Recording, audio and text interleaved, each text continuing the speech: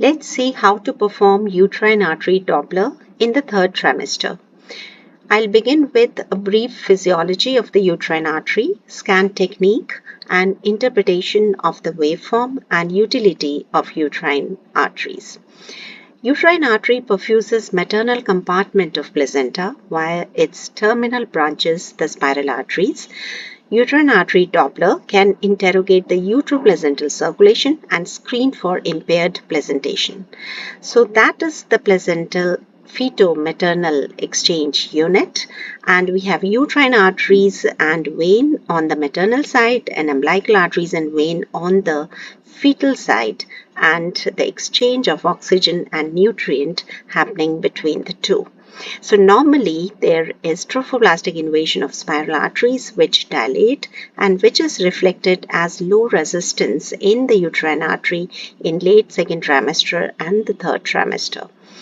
Whereas in conditions like preeclampsia and FGR, there is impaired trophoblastic invasion of the spiral arteries which remain narrow, and therefore it is reflected as high resistance in uterine arteries in later part of second trimester and the third trimester. How do we perform uterine artery Doppler?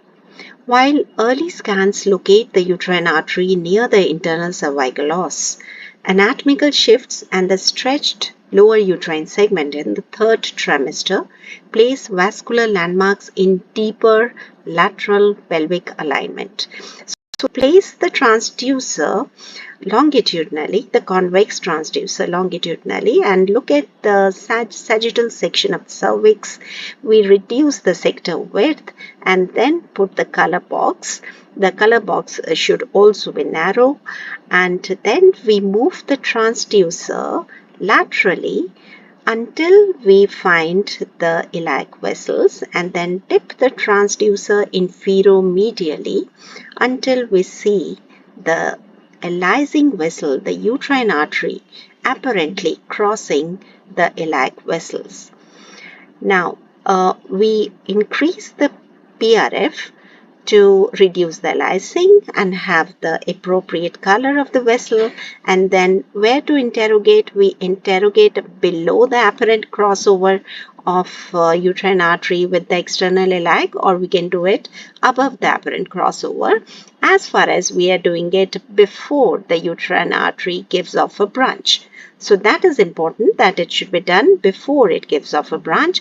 And the other side on this patient, we see that the uterine artery is giving off a branch right after the crossover with external iliac. So here we will interrogate the vessel below the apparent crossover. So this is the vessel giving off a branch immediately after the crossover, and here we have interrogated the vessel. In this case, the branching is happening before the apparent crossover. So we again interrogate further lower down. And here we don't see any branching in the visualized segment of the vessel, so we can interrogate the vessel after the crossover. Now the sampling gauge should be 2 mm to cover the whole vessel. The angle of insonation less than 30 degree. PSV should be more than 60 centimeters per second. So here we see the PSV is 190 centimeters per second, and this is extremely important. Otherwise you could be in one of the branches of uterine artery and not the main uterine artery. And do it on both sides and then take the mean. The index of choice is PI and not the RI, because PI in its calculation it considers the mean velocity and it is more stable. When we have unilateral placenta, the other side can show contralateral increase in PI of the uterine artery, but it is immaterial if the mean PI is within normal limits. And mean uterine PI more than 95th centile is what is abnormal.